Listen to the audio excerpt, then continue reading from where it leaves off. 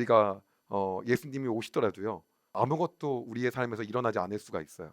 예수님이 우리에게 말씀하시고 무언가를 진리를 선포하셔도 우리의 마음에 어떠한 것도 안 생길 수가 있어요. 근데 그거 굉장히 핵심적인 게 뭐냐면 예수님 그렇게 다가올 때 우리가 해야 되는 것은 다른 게 아니라 바로 정직함이라고 하는 거예요.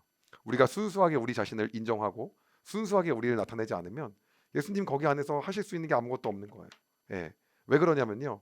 우리가 그렇게 인정하고 받아들일 때 드디어 그 복음이 들어가는 거 계속 막고 있잖아요. 아무것도 못하는 거죠. 그렇기 때문에 복음을 받아들이고 예수님을 인정하는 사람들을 보게 되면요. 어떻게 합니까? 솔직하게 자기 자신을 드러내요. 내가 어떤 사람이고 내가 누구였고 나는 이런 사람인데 라는 걸 얘기할 때 예수님이 말씀을 하시는 거거든요. 이게 굉장히 핵심적인 포인트라는 거예요. 오늘 우리가 그 부분을 함께 이제 보려고 합니다. 에논이란 지역에서요. 세례 요한은요. 세례를 베풀면서 그의 제자들에 의해서 여러 얘기를 들었어요. 지금 예수님이 인기가 너무 많아서 글로 다 가고 거기서 세례받고 있지. 우리 이제 이러다 장사 안 될 것 같다. 그러니까는 그는 흥하여야겠고 나는 쇠하여야겠다. 나는 점점 약해져야 된다. 라고 정확하게 이야기를 하면서 자신이 어떤 사람인지 나는 그분의 오실 길을 준비한 사람이다. 라고 이야기를 했어요. 그리고요. 예수님은요. 유대 지역에서 사역을 이어나가고 계셨습니다. 자, 지도를 보게 되면요.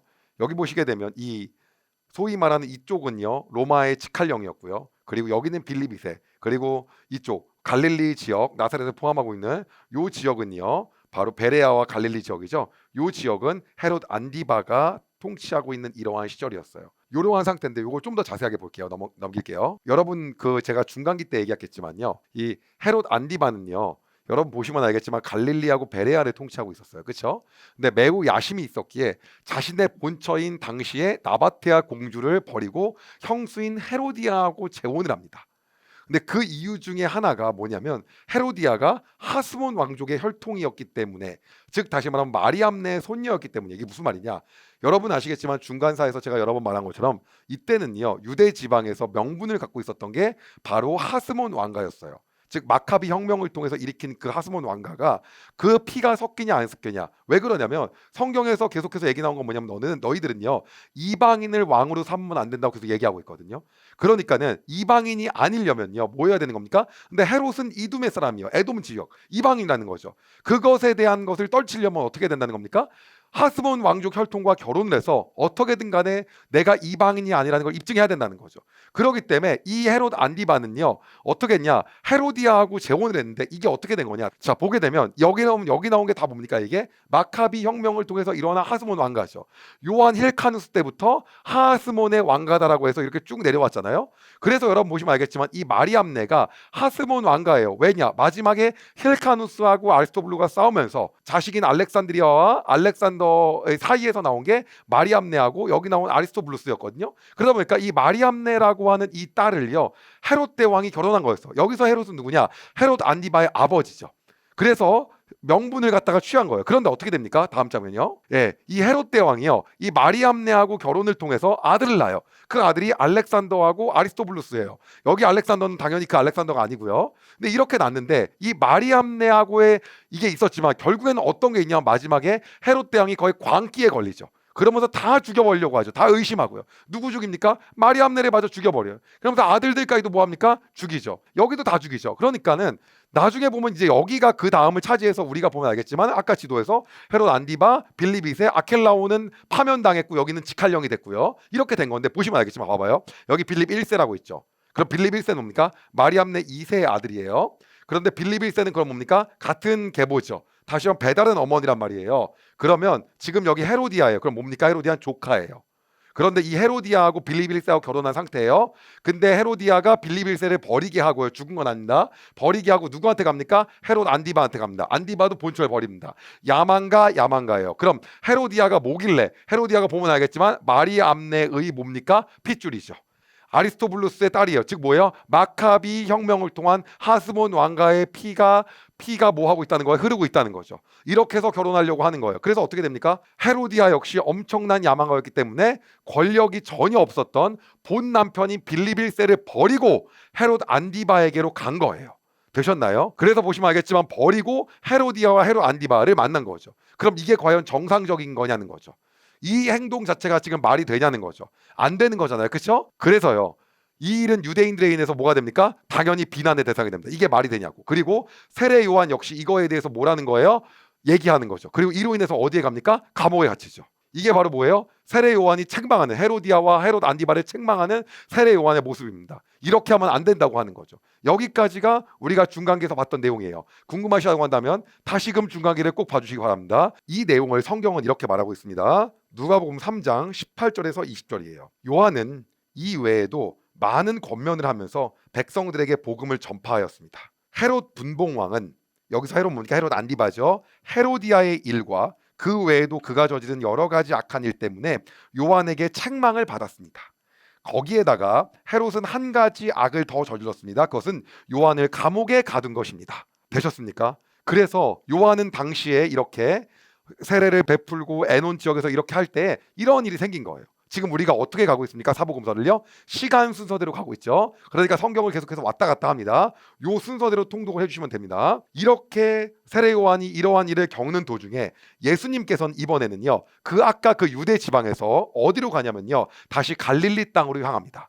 자, 그래서 유대 사역에서 갈릴리로 향하는 모습을 보겠습니다. 자, 여기 아까 유대 지방이고, 그리고 어떻습니까? 여기 에논에서 세례 요한이 세례 베풀었죠. 근데 어쨌든 간에 감옥에 갇혔잖아요. 그런데 예수님은 여기서 어디로 갑니까? 다시 갈릴리, 일로 가는 겁니다. 근데 일로 가는데 어디를 지나치냐? 사마리아 땅을 지나쳐서 가요. 그런데 역사학자들이나 신학자들에 의하면 웬만하면 이 사마리아를 안 건들려고 했던 거야. 안 지나가려고. 왜냐, 너무 싫으니까. 그래서 뭐 돌아가기도 하고 그랬다는데 어쨌든 간에 여기 거쳐서 이 수가 마을을 지나갑니다. 수가. 여기서 이 수가에서 사마리아 여인을 만나게 되는 거예요. 여길 통과해서 어디로 갑니까? 갈릴리로 가는 거예요. 이게 예수님의 행로였습니다. 요 부분을요, 성경은 이렇게 말하고 있습니다. 요한복음, 다시 요한복음이에요. 4장 3절에서 6절입니다. 유대를 떠나 다시 갈릴리로 가셨습니다. 갈릴리로 가려면 사마리아 지방을 거쳐 가야만 했습니다. 예수님께서는 사마리아에 있는 수가라는 마을로 들어가셨습니다.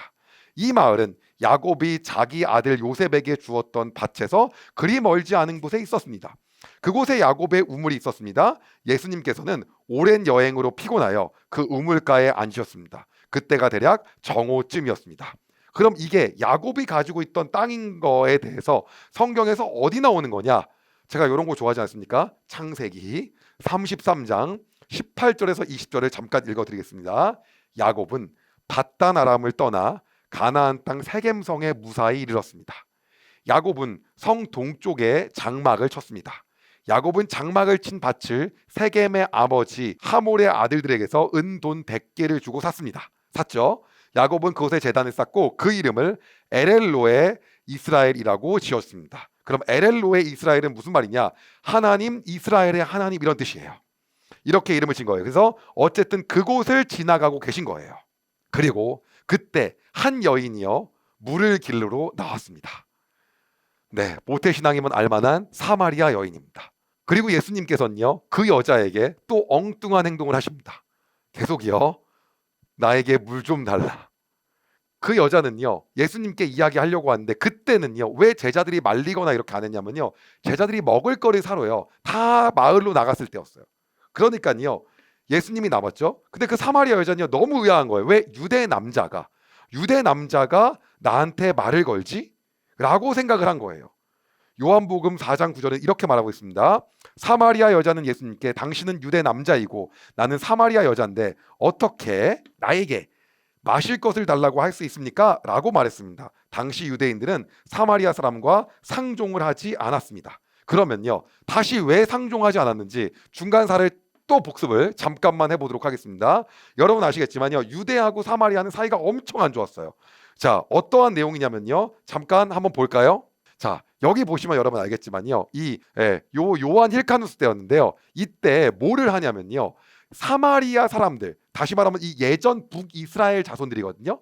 이들이 뭐라고 하냐면 우리도 제사를 짓겠다고 만든 곳이 그리심산이라고 있었는데요, 이때 그것을 완전히 다 파괴해버리죠. 그래서 역사를 조금만 다 돌아보시면 알겠지만요, 남유다가 포로에서 돌아오죠. 언제 돌아옵니까? 누구랑 함께? 에스라하고 스룹바벨하고 돌아오는데, 그 돌아오고 나서 성전을 갖다가 다시 건축하잖아요. 그때 누구를 뺍니까? 여러분 아시겠지만 사마리아인들을 뺍니다. 그래서 산발락과 도비아 다 제끼잖아요. 그래서요 뭐 하냐면요 남유다의 예루살렘 성전만 다시 중건이 됩니다. 재건이 되고요. 그리고 거기서 제사를 지내죠. 누구를 뺐습니까? 사마리아 사람들. 그럼 우린 제사 지낼 데가 어딨냐? 그 역사를 보면 이렇습니다. 포로기 이후에 북이스라엘 사람들인 사마리아인들이 혼혈이라고 성전 건축에 참여하지 않게 됩니다. 그렇죠? 그렇기 때문에 어떻습니까? 스룹바벨이요 다 빼죠. 북이스라엘 사람들은 남유다 성전의 건축을 방해하게 되죠. 그 산발락 도비아 나오잖아요. 그래서 막 칼을 차고 막 하고 막 그러지 않습니까? 느헤미야 때는요 보게 되면요. 그래서 이러한 일들이 일어나는 거예요. 그게 근데 언제였습니까? 고레스 때였죠. 고레스는 누구예요? 페르시아. 고레스 다리오 때잖아요. 페르시아. 근데 페르시아가 어디에 멸망합니까? 알렉산더의 헬라에서 멸망하죠. 그래서 헬라에서 멸망을 하고 나서 그 시기에 사마리아 지역의 성전 건축을 시작합니다. 그게 뭡니까? 그리심산 성전이에요. 그때요. 그런데 이삭의 번제단이 이 그리심산이라고 주장하면서 자기의 정통성을 더 세웁니다. 남유다 사람들이 열이 받아요, 안 받아요? 받죠. 받죠. 그래서 유대인들이 이를 매우 싫어합니다. 결국 아까 제가 먼저 보여드렸던 BC 128년도에 요한 힐카누스가 그리심산 성전을 완전히 파괴해버립니다. 그리고 이 사마리아 북이스라엘은 돌이킬 수 없는 그러한 지경에 이르게 되는 겁니다. 사마리아 지역을 무력으로 완전히 합병해버리는 거죠.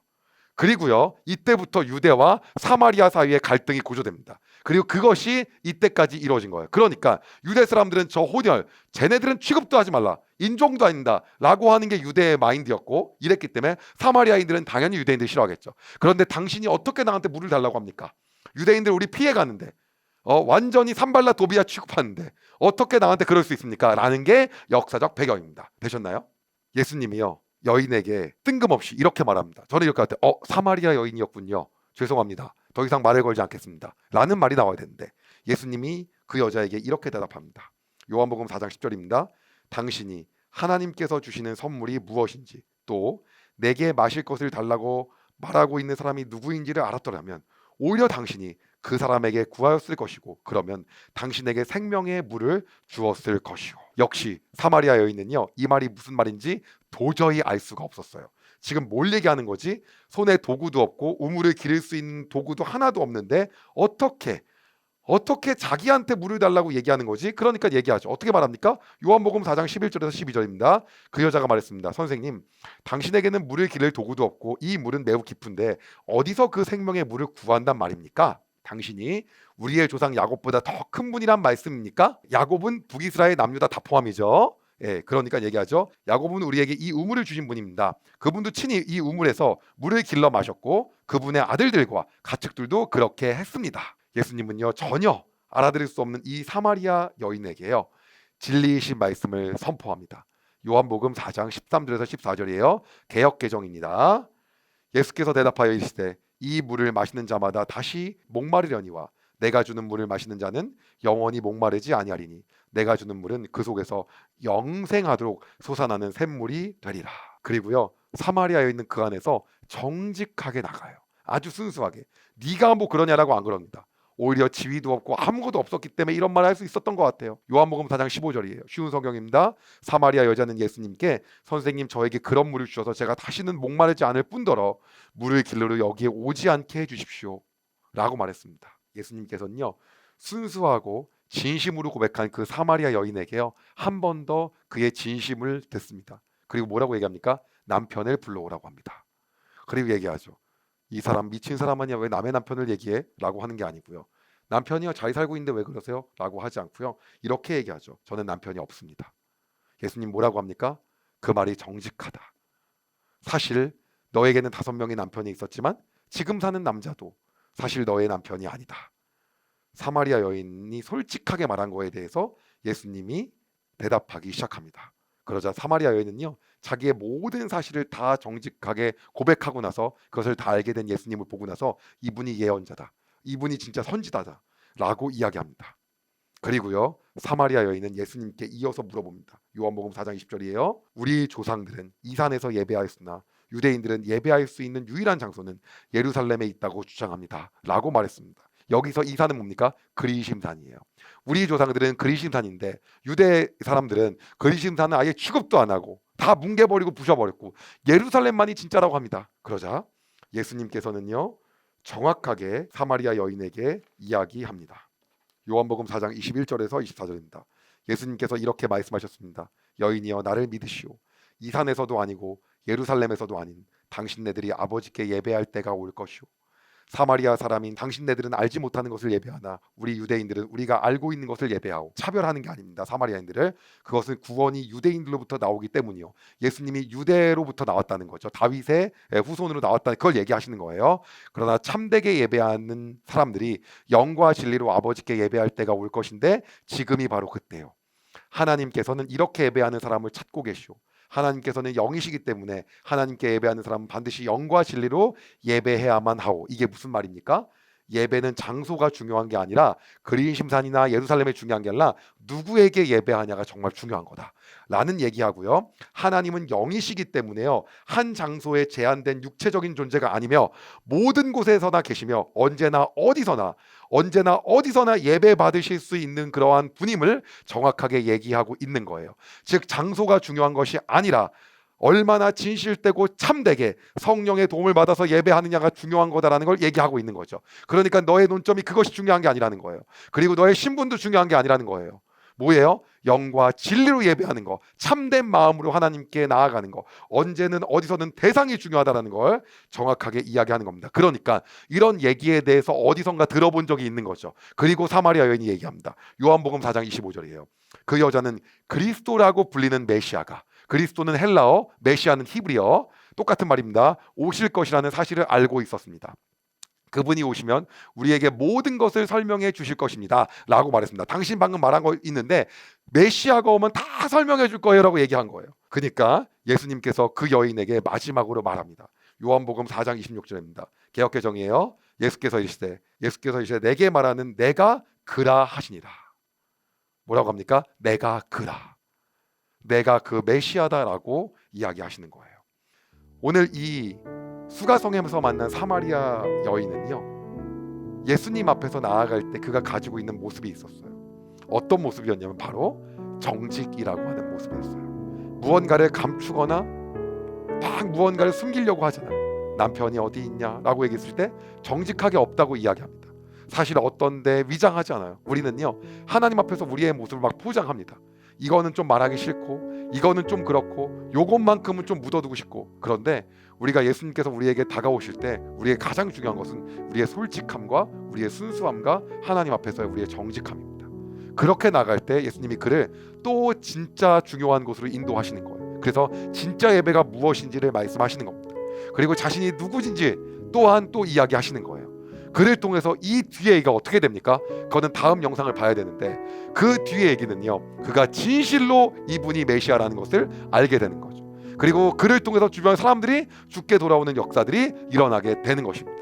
오늘 여러분에게 도전하는 것은 우리가 예수님께 나아갈 때 꾸밀 필요가 없다는 겁니다. 우리 마음이 정직해야 된다는 거예요. 솔직히 하나님, 제 생각과 상황이 지금 이렇습니다라고 솔직하게 힘든 것만 터놓는 것이 아니라 내 안에 잘못한 것들과 내 안에 말할 수 없는 것까지도 말씀드리며 나아갈 때 그분이 우리의 삶을 통해서 진리를 얘기하시고 올바른 것들을 우리에게 가르치시며 우리를 옳은 길로 역사하시며 우리가 그 길을 따라 갈 수 있다라고 하는 겁니다. 오늘 주님 앞에 우리가 순수함과 정직함으로 나아가기를 소망합니다. 제가 기도하겠습니다. 예수님, 우리는 오늘도 당신 앞에서 무언가를 감추고 무언가를 가리고 이것은 예수님과 대화하고 싶지 않다 라고 얘기하는 게 우리의 모습은 아닌가를 다시 한번 돌아봅니다. 주님, 우리에게 솔직함을 허락하여 주시고 정직한 영을 부어 주시옵소서. 그래야 예수님께 나아갈 때 우리가 정직함과 진정성과 솔직함으로 나아갈 수 있게 주님 인도하여 주시옵소서. 그리하여 진짜 예수님을 깨닫고 예수님이 어떤 문제를 더 알고 그를 통하여 예수님이 인도하시는 그 올바른 길로 우리가 갈 수 있게 주님 인도하여 주시옵소서. 우리가 감추는 것들을 통하여 그 안에 멈춰지는 것이 아니라 우리가 솔직하게 드러내는 것들을 통하여 예수님께서 역사하시는 길을 올바로 따라 나가며 살아갈 수 있게 주님 인도하여 주시옵소서. 오늘도 그렇게 결단하며 나갑니다. 성령님 함께하여 주시옵소서. 감사드리며 예수님의 이름으로 기도드립니다. 아멘. 여러분, 은혜 많이 받으셨나요? 이 영상을 통해 더 많은 사람들에게 하나님의 은혜를 공유하길 원하신다면 여러분의 구독과 좋아요가 꼭 필요합니다. 오늘도 여러분의 삶에 하나님의 은혜가 가득하길 진심으로 소망합니다.